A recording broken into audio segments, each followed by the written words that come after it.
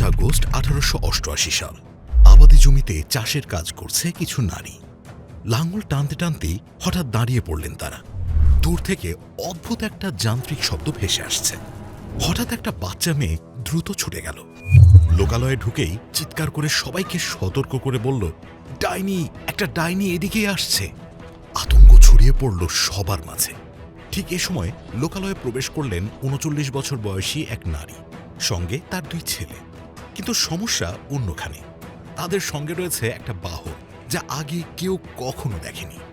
সবচেয়ে অবাক করা বিষয় হচ্ছে, বাহনটি কেউ টেনে চালাচ্ছে না, বরং সেটা চলছে স্বয়ংক্রিয়ভাবে। আশেপাশে সবাই তখন নিশ্চিত যে বাহনটির আসনে বসে থাকা সেই নারী ডাইনি না হয়ে যায় কোথায়। কিন্তু মাঝপথে আচমকা সে বাহনের ইঞ্জিনের আওয়াজ থেমে গেল। সামনের আসন থেকে নেমে আসলো সে নারী। ইঞ্জিনের অবস্থা পরীক্ষা করে তিনি এগিয়ে গেলেন একজন বিশেষ ব্যক্তিকে খুঁজতে, একজন কেমিস্ট। খুঁজে পেতে বেশি সময় লাগল না। তার কাছে চাওয়া হলো লিগ্রোইন। লিগ্রোইন এক ধরনের পেট্রোলিয়াম, যা দিয়ে বাহনটাকে আবার চালু করা যাবে। লিগ্রোইন জোগাড় হলো।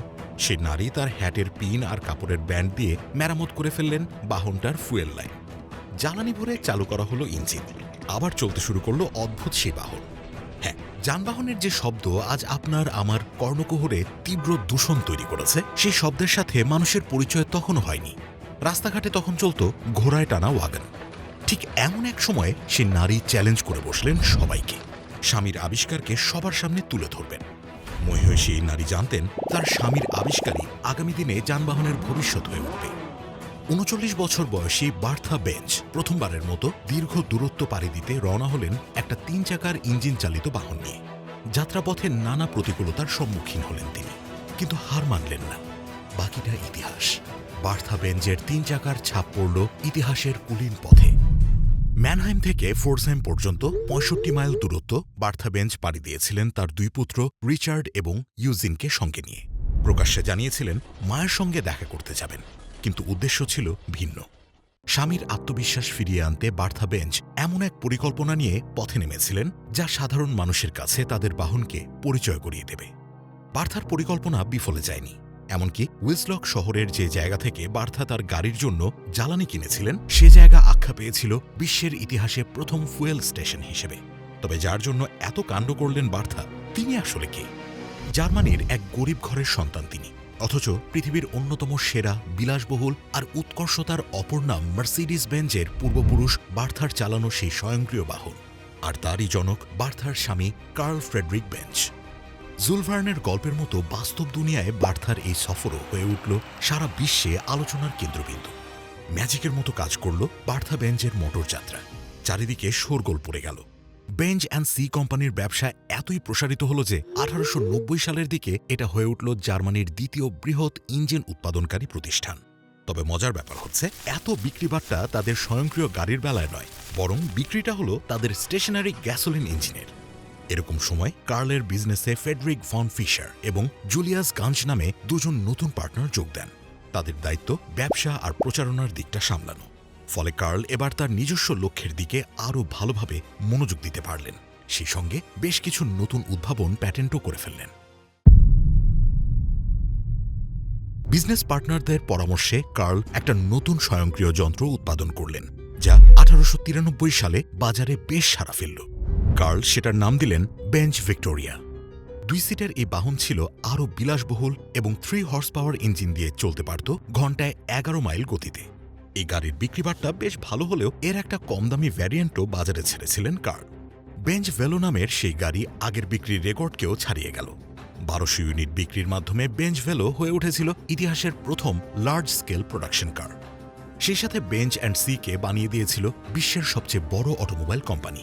তবে এদিকে যখন বেঞ্জ কোম্পানি সফলতার মুখ দেখছে, ঠিক সে সময় প্রতিদ্বন্দ্বিতার আভাসও মিলছিল অন্য আরেক কোম্পানির পক্ষ থেকে।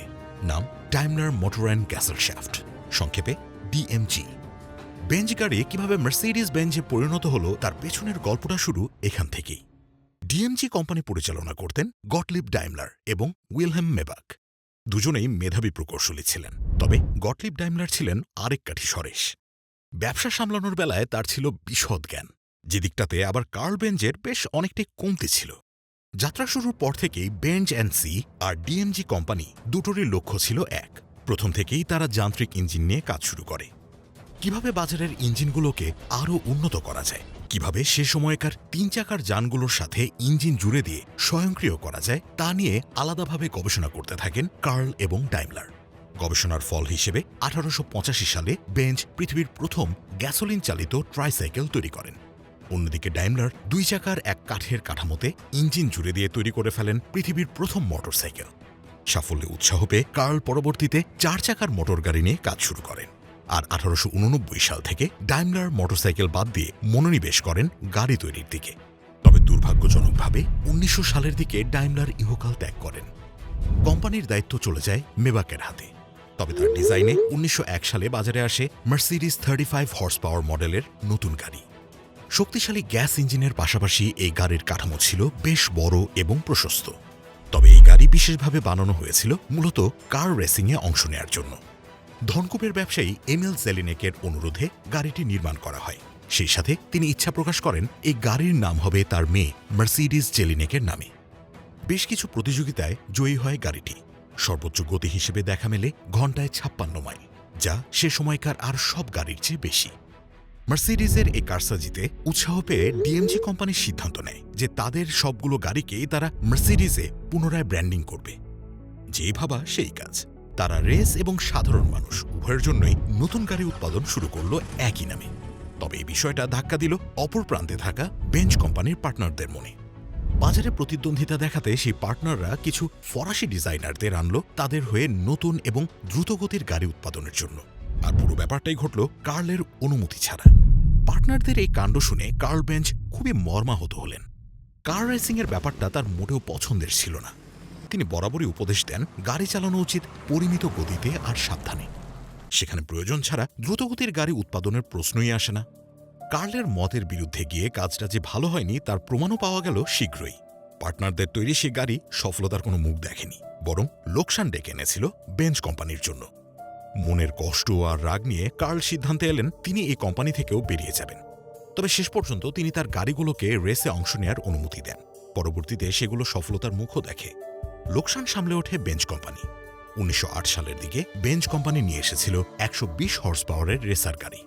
50 মাইল গতিতে লেনিনগ্রাড থেকে মস্কো অবধি টানা 8.5 ঘন্টার যাত্রা করেছিল এই গাড়ি। সে আমলে গাড়িটি সব দিক থেকেই ছিল দুর্দান্ত। তবে এখানেই কিন্তু শেষ নয়। পরবর্তীতে 200 হর্স পাওয়ার ব্লিটজেন বেঞ্জ নামের আরেকটি গাড়ি রীতিমতো চোখ ধাঁধিয়ে দিয়েছিল সবার। 1909 সালের সেই গাড়ি গতিতে পেছনে ফেলে দিতে পারত সে সময় নির্মিত যে কোনো বিমান, ট্রেন কিংবা অন্যান্য গাড়িকে।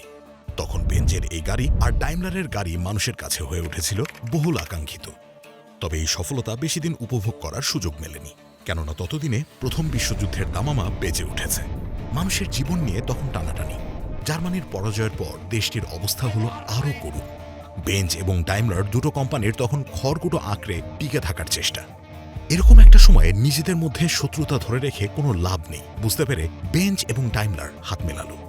1924 সালে দুই পক্ষের মধ্যে একটা চুক্তি হয়, যার মাধ্যমে সিদ্ধান্ত হয় নিজেদের একক নাম টিকিয়ে রেখেই তারা একসাথে হয়ে উৎপাদন কাজ চালিয়ে যাবে। তবে এই চুক্তির মেয়াদ মাত্র 2 বছর। কিন্তু যা ভাবা হয় তা তো আর সবসময় হয় না। জার্মানির অর্থনীতির যখন আরও অবনতি হল, তখন বাধ্য হয়ে পুরোপুরি এক হতে হলো এই দুই কোম্পানিকে। 1926 সালে গড়ে উঠল ডাইমলার বেঞ্জ নামে নতুন এক এন্টারপ্রাইজ। এর অধীনে গাড়িগুলোকেও পুনরায় ব্র্যান্ডিং করা হলো নতুন নামে মার্সিডিজ বেঞ্জ, আজকের লাক্সারিয়াস মার্সিডিজ বেঞ্জ।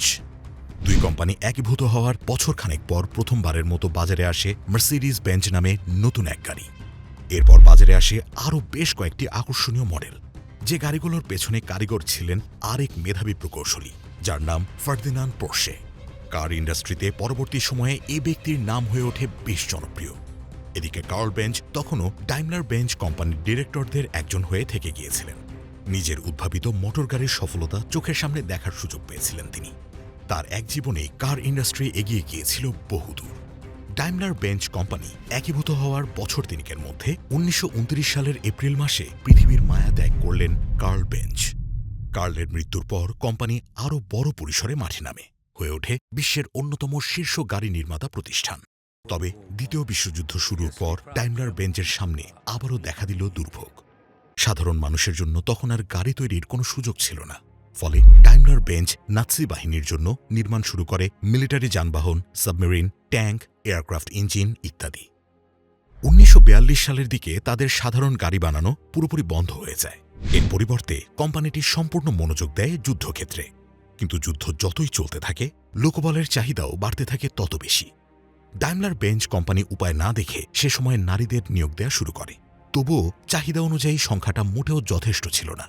তাই কোম্পানিটি এবার জোরপূর্বক লোক খাটাতে শুরু করে। যুদ্ধবন্দী আর কনসেন্ট্রেশন ক্যাম্প থেকে ধরে আনা সাধারণ মানুষদের দিয়ে দীর্ঘ সময় ধরে জোর জবরদস্তির মাধ্যমে কারখানায় কাজ করিয়ে নেওয়া হতো। তখন ১৯৪৪ সালের দিকে ডাইমলার বেঞ্জ কোম্পানির প্রায় অর্ধেক শ্রমিকই ছিল এ ধরনের মানুষরা। তবে এরকম কাজের পরিণতিও যা হবার ঠিক তাই হয়েছিল।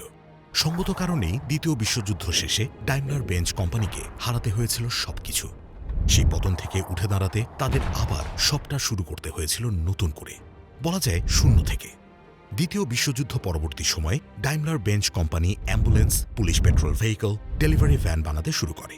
তবে ১৯৪৭ সালে আবারও কোমর বেঁধে প্যাসেঞ্জার কার উৎপাদনে নামে তারা। অবশেষে ১৯৫০-এর দশকের দিকে মার্সিডিজ বেঞ্জ আবারও ফিরে পেতে শুরু করে তার গৌরবময় অতীত। তবে এর কোনোটাই কিন্তু সম্ভব হতো না যদি না কার্ল বেঞ্জের পাশে বার্থা না থাকতেন।